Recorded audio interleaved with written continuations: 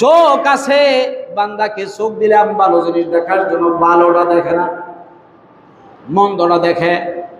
চোখ আছে দেখে, কিন্তু ভালোটা দেখে না, মন্দটা দেখে।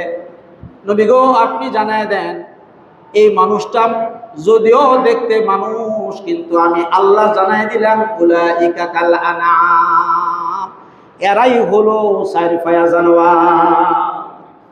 চোখ আছে বান্দা, তুই দেখলি না, হ্যাঁ, কোনটা সত্য কোনটা মিথ্যা এটাও তুই বুঝলি না, বুঝার চেষ্টাও করলি না, কোনটা সত্য কোনটা মিথ্যা এটাও বুঝলি না। হ্যাঁ, কে বলতেছে? আরো জোরে আল্লাহ। আফসোস করে বলতেছে। এরপরের আয়াতটা শুনেন, ওয়ালাহুম আযানুল লা ইয়াসমাউনা বিহা। নবী গো, আমি আমার বান্দাকে দুইটা কান দিছি, কান আছে না নাই?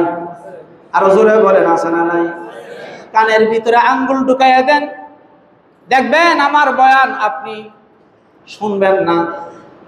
এইবার কত মানুষ আছে বয়েরা দেন্দা, কানে শোনে না, কান দেখা যায় ঠিকই আছে, কিন্তু কানের ভিতরে পর্দা ভালো না, আছে না নাই? আরো জোরে এখন আছে নাই? এই মানুষটার দাম আর আপনার আমার দাম কি একরকম?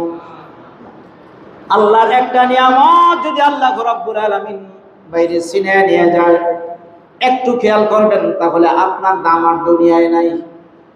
চোখ দিছে, চোখটা যদি আপনার জ্যোতি যদি ছিনিয়ে নেয়, কান দিছে, কানটা যদি বয়রা বানায়া দেয়, ব্রেন দিছে, ব্রেনটা যদি অকেজো বানায়া দেয়, পাগল হয়ে গেলাম। চক্ষু যদি জ্যোতি নিয়ে নেয়, চক্ষুবিহীন মানুষ হয়ে গেলাম। কানের যদি পর্দা ফাটাইয়া দেয়, অথবা কানটা যদি বয়রা বানায়া দেয়, কিছুই শুনলাম না। ঠিক কিনা জোরে বলেন? আল্লাহ রাব্বুল আলামিন বলেন, হে রাসূল, আপনি জানায় দেন আপনার উম্মতদেরকে, আমার বান্দা আমার বান্দীদেরকে আমি আল্লাহ রাব্বুল আলামিন শ্রবণ শক্তিও দিলাম, দৃষ্টি শক্তি তো দিলাম, এরপরে শ্রবণ শক্তিটাও দিলাম। কেন দিলাম? দুইটা কান দিলাম রে বান্দা, এই কান দিয়া ভালো ভালো জিনিসগুলি শুনবা, ওয়াজ নসিহত শুনবা, কোরআন তেলাওয়াত শুনবা, নাতে রাসূল শুনবা, হাম শুনবা, আল্লাহর প্রশংসা শুনবা, ভালো কথা শুনবা। মন্দ কথা শোনার জন্য আমি আল্লাহ তোমারে কান দেই নাই। ভালো জিনিস শুনবা, ভালো জিনিস শুনে শুনে বাগদারে তুমি আমল করবা, এই জন্য আমি আল্লাহ রাব্বুল আলামিন দুইটা কান দিলাম। কিন্তু এই কান পাওয়ার পরে ভালো জিনিস শোনা তো দূরের কথা, এটার দ্বারে কাছেও বান্দারে আমি তোমারে পাই নাই। তোমারে পাওয়া যায় টেলিভিশনের পর্দার সামনে, তোমারে পাওয়া যায় সিনেমার হলের ভিতরে, তোমারে পাওয়া যায় গানের আসরের ভিতরে। গান শুনতে শুনতে সারাটা দিন কাটায় দেয়। অনেক যুবক আছে গান শুনতে শুনতে সে ঘুমের ঘরে যায়, আছে না নাই? এ মিয়া, তুমি যে গান শুনতে শুনতে দিনটা কাটাই দিলা, কয়টা সব হইছে? হ্যাঁ, মোবাইল আছে বেশ ভালো কথা, মোবাইল দিয়ে যদি কোরআন তেলাওয়াত শুনতা তো সব পাইলে হইলে।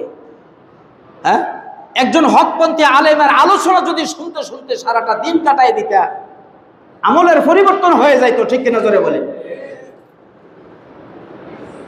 কোরআন তেলাওয়াত শুনতে শুনতে তুমি যদি ঘুমায় যাও, ওয়াজ নসিহত শুনতে শুনতে তুমি যদি ঘুমায় যাও, বান্দারে ঘুমের ঘরে তোমার যদি হায়াতটা শেষ হয়ে যায়, কিয়ামতের ময়দানে আল্লাহর দরবারে তুমি গিয়া এই কথাটা বলতে পারবা, আল্লাহ ও মালিক, আমার জীবন ভর শুধু গুনাহ আর গুনাহই করছি, কিন্তু মরণের পূর্ব মুহূর্তে আমি মোবাইলের মাধ্যমে কোরআন তেলাওয়াত শুনছিলাম।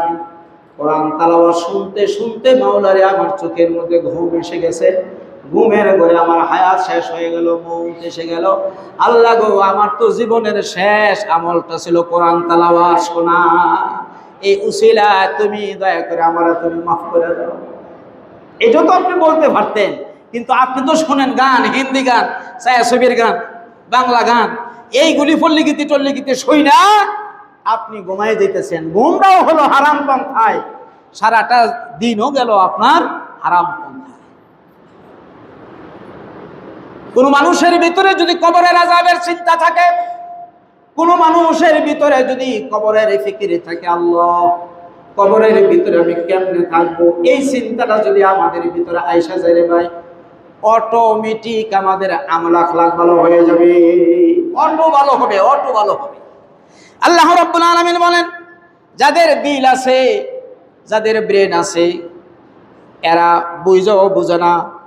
যাদের দৃষ্টি শক্তি আছে, তারা দেখেও দেখে না। যাদের শ্রবণ শক্তি আছে, ভালো জিনিস শুনেও শোনে না। উলাইকা কাল আনাম, তারা হলো চারপায়া জানোয়ার। আমি আল্লাহ জানাই দিলাম, তারা আসলে মানুষ না, তারা হলো জানোয়ার। এবার আল্লাহ বলতেছেন, না শুধু জানোয়ার বললে হবে না, বালহুম আদল, বরং জানোয়ার সেও আরো খারাপ, জানোয়ারের সেও